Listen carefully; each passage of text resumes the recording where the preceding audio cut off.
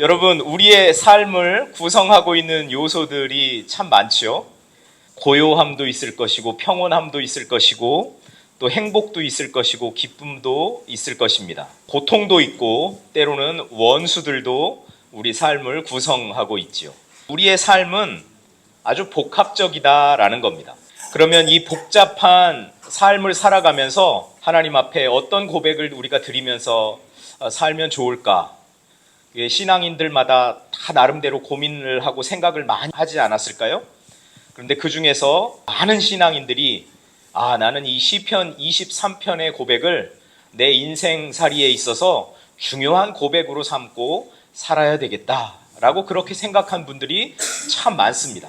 우리가 함께 읽은 이 시편 23편은 그 어떤 시보다도 사랑받고 그리고 잘 알려진 시편이 되는 겁니다. 여호와는 나의 목자시니 내게 부족함이 없으리로다. 저도 이 시편을 어려서부터 듣고 막 양들이 푸른 풀밭에 있고 물을 마시고 하는 그 아주 목가적이고 평온한 그 그림을 보면서 자랐습니다. 이 고백이 진정으로 나의 고백이 되기까지는 좀 시간도 많이 필요한 것 같아요.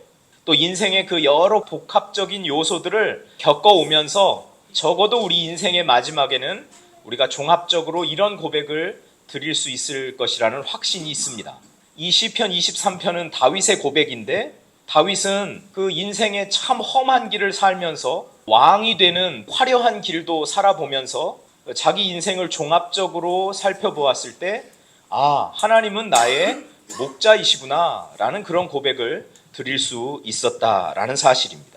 어떻게 이 다윗이 그 복잡하고 때로는 위험하고 원수들이 자기 목숨을 노리는 아주 긴박한 상황 속에서 우리 하나님에 대해서 하나님은 나의 목자시라고 그리고 하나님은 나의 왕이시라고 이런 고백을 할 수 있었을까? 이 말씀을 읽고 또 묵상하면서 우리가 한번 다윗의 심정이 되고 그리고 이 다윗의 고백이 고스란히 저와 여러분의 고백이 될 수 있었으면 좋겠습니다. 다윗은 이 시편 23편에서 두 가지 고백을 하는데요. 1절부터 4절까지는 여호와는 나의 목자십니다 라는 고백을 합니다. 그 다음에 5절, 6절 그 뒷부분에서는 여호와는 나의 주인이십니다 라는 고백을 하고 있어요. 여호와는 나의 목자십니다. 그래서 내게는 부족한 것이 없습니다 라고 1절에서 다윗은 선언을 하고 있습니다. 왜 내가 이렇게 고백할 수밖에 없었는가 증명해주는 구절이 이제 2절, 3절에 이렇게 나오지요.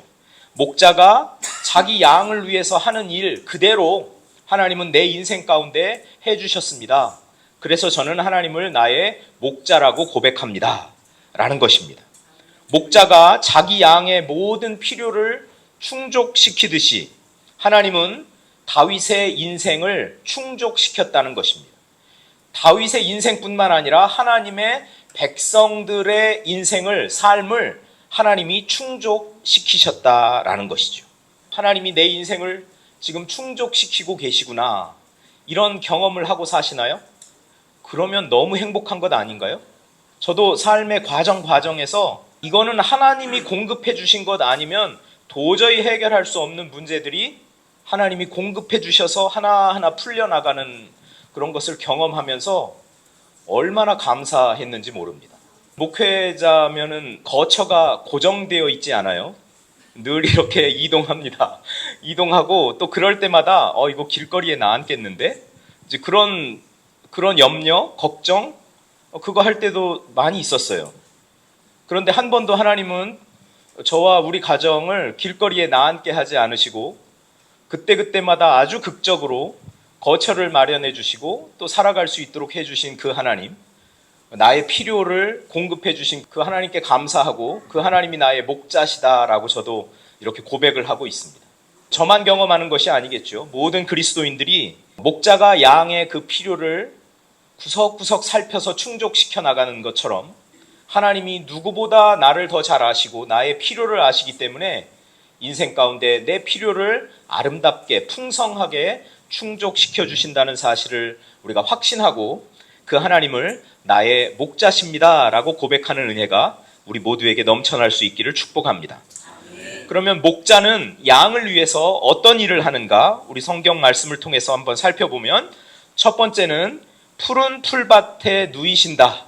양들이 먹이 활동을 하는 곳으로 목자가 양을 데리고 가서 풍성하게 먹을 수 있도록 일을 한다는 거죠. 두 번째는 쉴 만한 물가로 인도한다. 이 물가는 양들에게 있어서는 물을 섭취하고 얻을 수 있는 곳이기도 하고 쉼을 얻는 곳이기도 합니다. 그러니까 목자는 양들에게 푸른 풀밭으로 인도해서 양식을 공급하고 그리고 물가로 인도해서 갈증을 해결해주고 그리고 양들이 거기서 쉴 수 있게 해주신다라는 거죠. 그 오늘 본문을 보면 우리 눈앞에 푸른 풀밭에서 풀을 뜯고 그리고 물가에서 물을 마시고 편안하게 쉬고 있는 한가한 양들의 모습을 우리가 쉽게 떠올릴 수 있습니다. 아주 평화로운 그 양들의 모습. 우리 삶 가운데 우리가 누리는 이 평안은 우리의 필요를 공급하시는 하나님 덕분이라는 것이죠. 하나님이 우리의 양식도 공급해 주시고 우리의 영적인 갈증도 해결해 주시고 우리에게 쉼도 주셔서 우리가 이렇게 편안하게 평안 가운데서 살아갈 수 있게 하신다라는 겁니다. 목자가 양들을 잘 먹을 수 있도록 해주고 물도 마실 수 있도록 해주고 쉴 수 있도록 해주면 양들이 이 과정을 통해서 어떻게 되냐면 회복이 되는 겁니다. 그동안 피곤했거든요. 양들도 피곤하잖아요. 양들도 배고프잖아요. 양들도 갈증이 나잖아요. 그리고 이제 좀 쉬고 싶은데 좀 시원한 물가, 그늘, 그리고 풀도 많은데 그런 데 가서 좀 쉬었으면 좋겠는데 마음껏 먹고 물도 편안하게 마시고 쉬었으면 좋겠는데 그런 자리로 목자가 양을 인도하는 겁니다. 그럴 때 양들은 회복이 된다는 거죠. 그와 마찬가지로 여러분 우리가 하나님 안에서 하나님이 이 공급해 주시는 것, 하나님이 인도해 주시는 것 안에서 우리 영혼이 소생이 되는 겁니다. 우리 영혼이 다시 되살아나는 겁니다. 우리 영혼이 활력을 얻는 겁니다. 그런 의미에서 우리의 예배는 중요합니다. 우리 영혼의 소생을 위해서도 우리의 예배는 중요합니다. 하나님을 만나는 자리가 중요합니다. 왜냐하면 하나님이 우리의 필요를 충족시켜 주시거든요. 하나님이 우리의 영적인 양식을 공급해 주시고 우리의 갈증을 해결해 주시고 우리를 쉬게 해 주시거든요. 그를 통해서 우리가 영혼이 소생된다라는 겁니다. 또 목자는 양을 위해서 의의 길로 인도한다 이렇게 되어 있습니다. 의의 길은 바른 길로 우리가 번역을 할 수도 있겠습니다. 곧은 길로, 바른 길로. 그래서 하나님의 그 쉼과 하나님의 안식과 하나님의 공급을 풍성하게 누릴 수 있는 그곳으로 목자는 양들을 인도해 준다라는 이야기죠. 여기까지 보면 너무나 행복한 이미지죠. 아주 한가하고 평화롭고 목가적인 그런 이미지를 우리가 떠올릴 수 있는데 그 다음에 상황이 많이 바뀝니다. 그러면 아주 극도로 어려운 상황 속에서는 하나님이 어떻게 해주셨는가라는 거죠. 우리 성경 말씀 한번 볼까요? 4절 한번 같이 읽어보겠습니다. 내가 사망의 음침한 골짜기로 다닐지라도 해를 두려워하지 않을 것은 주께서 나와 함께 하심이라. 주의 지팡이와 막대기가 나를 안위하시나이다. 극도로 어려운 시기를 통과할 때도 하나님은 나와 함께 하셨습니다.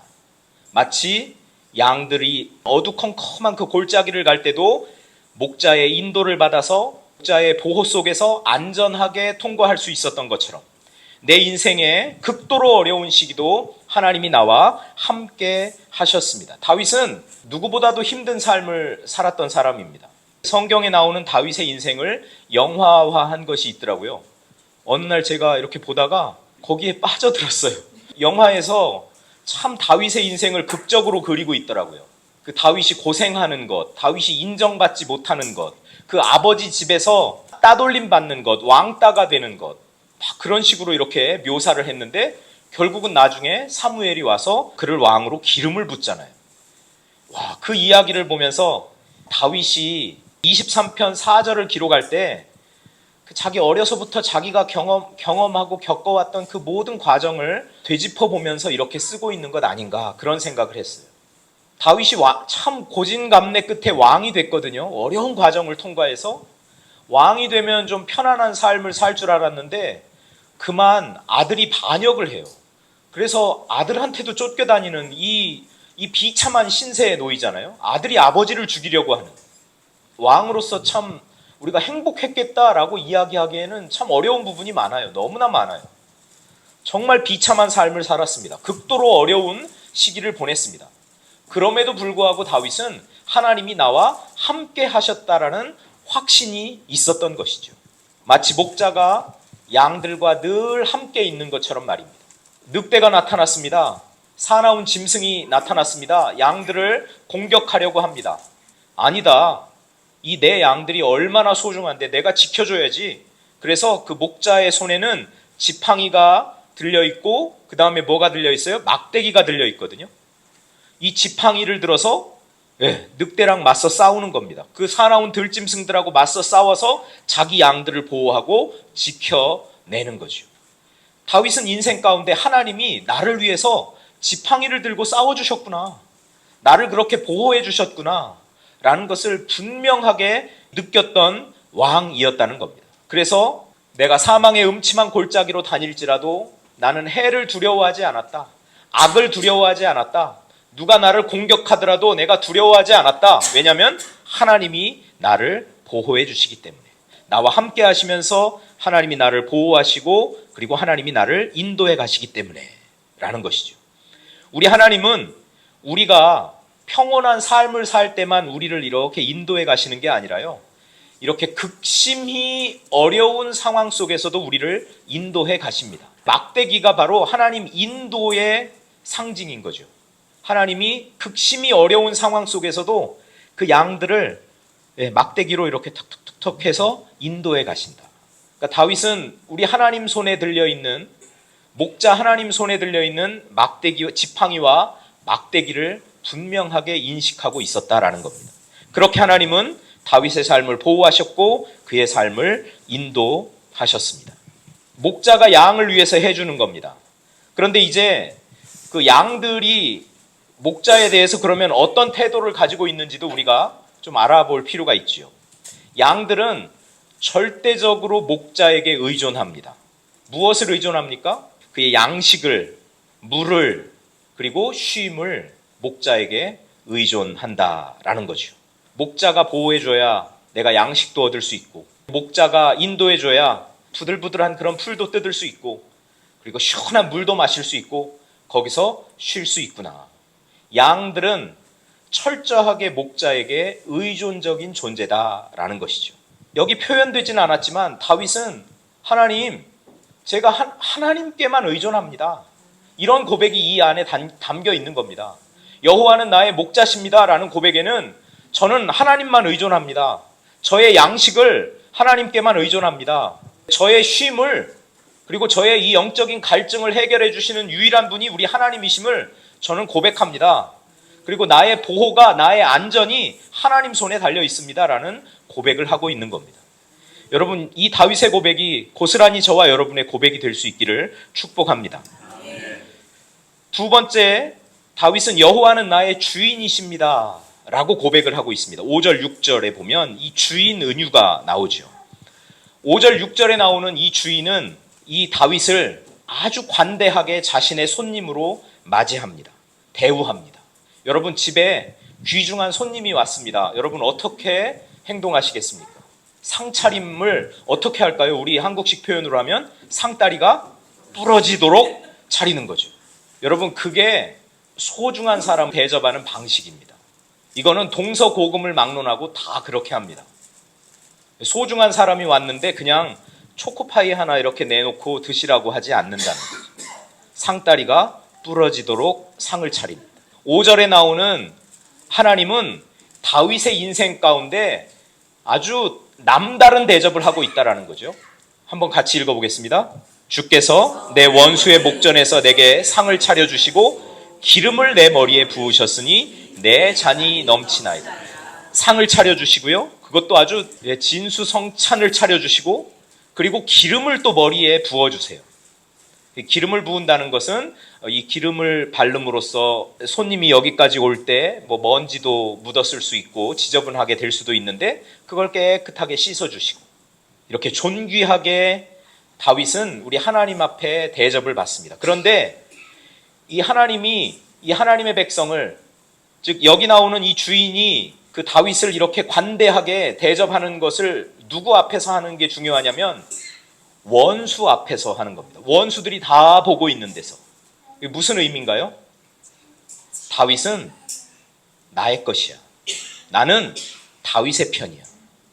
우리 하나님의 백성들에게 이런 말씀을 해주시는 거예요. 너는 내 거야. 나는 내 편이야.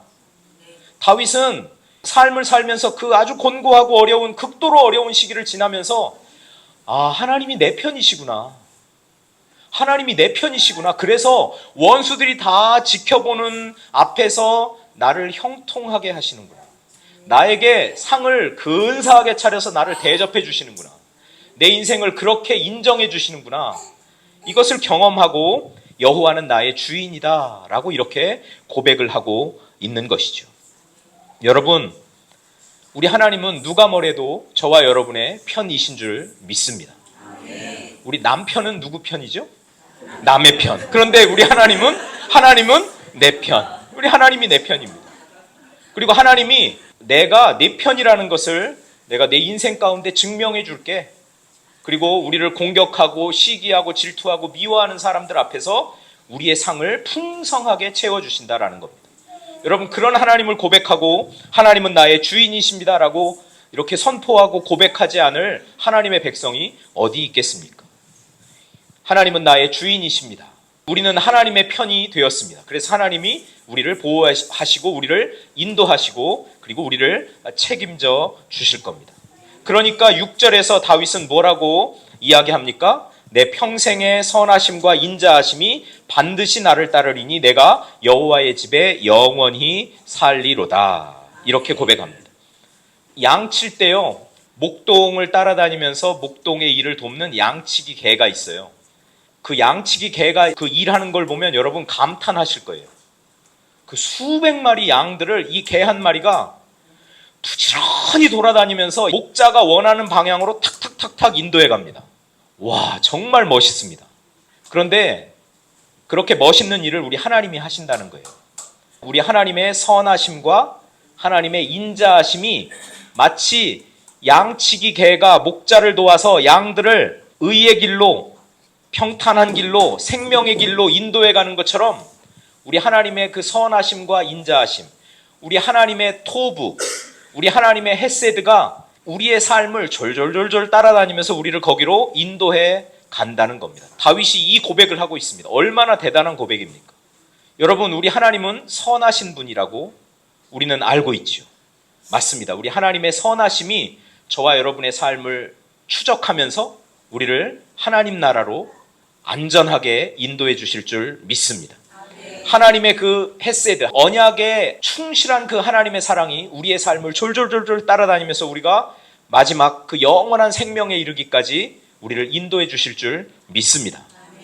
그러니 이 시편 23편이 우리 신앙인들에게 있어서 얼마나 소중한 고백이냐라는 거죠. 우리 하나님은 나의 목자이십니다. 우리 하나님은 나의 주인이십니다. 다른 말로 하면 하나님은 나의 왕이시라는 거죠.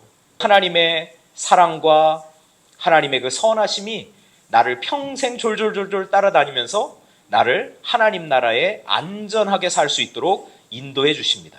와, 이 멋진 고백을 온전히 회복하는 저와 여러분들 되실 수 있기를 축복합니다. 이것이 여러분, 저와 여러분들만의 생각인가요? 하나님은 딴 생각하고 계시는데 저와 여러분들만 하나님은 목자라고, 하나님은 목자세요, 저의 목자세요, 저의 주인이세요, 하나님의 그 선하심과 인자하심이 평생 저와 함께 하고 계세요. 우리만의 그 착각인가요? 그렇지 않습니다. 예수 그리스도를 생각해 봅시다. 예수님은 자기를 가리켜서 뭐라고 선언하고 계시냐면 나는 선한 목자라고 예수님이 이렇게 선언하십니다. 요한복음 10장 11절 14절에서 그렇게 분명하게 말씀하십니다. 나는 선한 목자다. 그런데 특징이 있습니다. 이 선한 목자는 양들을 위하여 스스로 목숨을 버린다 라고 예수님이 말씀하십니다. 그렇습니다. 실제로 예수님은 자기 백성을 그들의 죄와 죽음에서 구원하기 위해서 십자가 위에서 죽으셨습니다. 이사야의 기록에 따르면 여러분, 우리는 다 양 같다고 했습니다. 그런데 이렇게 목자의 음성을 잘 듣고 따르는 그런 양 아니라 고집이 세고 자기 마음대로 하고 싶은 그런 양. 그래서 자기의 길을 막 가는 거예요. 거기가 위험한 곳인지도 모르면서 자기의 길을 막 가는 그런 양. 그래서 우리 안에 있는 생명도 잃어버리고 죽음과 친구하면서 살던 양, 그런 양과 같은 우리들, 그런 우리들을 위해서 예수님이 십자가에 달려 돌아가셨고 우리를 구원해 주셨습니다. 스스로 우리를 위해서, 우리의 구원을 위해서 자기 목숨을 버리는 선한 목자가 바로 예수 그리스도라는 거죠. 여러분, 우리가 살아가는 인생에 다윗과 같은 이런 일들을 우리도 다 경험합니다. 호시탐탐 원수 마귀 사탄이 우리를 실족해하고 하나님의 그 생명의 길을 걸어가는 데서 우리가 빗나가게 하려고 얼마나 많이 우리를 유혹하는지 모릅니다. 때로는 아주 험악하게 우리의 삶을 공격할 때도 있습니다. 그런데 그때마다 누가 우리를 지키고 보호해 주시나요? 선한 목자이신 주님께서 자기 목숨을 내던지면서 우리를 지키고 보호하신다라는 사실이죠. 그러면 예수님만이 궁극적으로 우리의 목자가 되시는 거죠. 예수님만이 궁극적으로 우리 인생의 위로가 되시는 거죠. 예수님만이 궁극적으로 우리의 영적 양식을 그리고 쉼을 공급해 주시는 분이 되는 거죠. 예수 그리스도를 의지하면서 예수 그리스도에게만 전적으로 의존하고 살아가는 복된 분들, 저와 여러분들 다 되실 수 있기를 축복합니다. 나여지 교회를 한번 생각해 보았습니다. 나여지 교회의 목자가 누구신가요? 예수님이죠. 그러면 저와 여러분은 목자이신 예수 그리스도를 따라가는 양이죠. 목자에게만 전적으로 의존하는 양. 여러분, 나여지 교회 안에서 이것을 우리가 훈련해 나아갔으면 좋겠습니다. 우리의 영적인 양식도, 우리의 양식도 우리 주님께 달려 있습니다. 우리의 이 갈증을 해결해 주시는 분도 우리 주님입니다. 다른 데 가서 기웃기웃하고 할 필요가 없는 거죠. 예수 그리스도만 바라보고 예수 그리스도만 더 전적으로 추구하면 됩니다. 최선을 다해서 추구하면 되는 겁니다. 우리에게 쉼을 주시는 분이 누구라고요? 수고하고 무거운 짐진 자들아 다 내게로 오라, 내가 너희를 쉬게 하리라. 예수 그리스도의 말씀입니다. 그러면 예수님이 우리를 쉬게 해주신대요. 우리의 안식이 예수 그리스도 안에 있습니다. 그러니 우리 예수 그리스도를 더욱더 전적으로 의존하고 그 안에서 영혼의 양식, 그리고 쉼, 영혼의 꼴, 이런 것들을 풍성하게 누리면서 평온하게, 행복하게, 기쁘게 살아가시는 복된 분들 다 되실 수 있기를 축복합니다.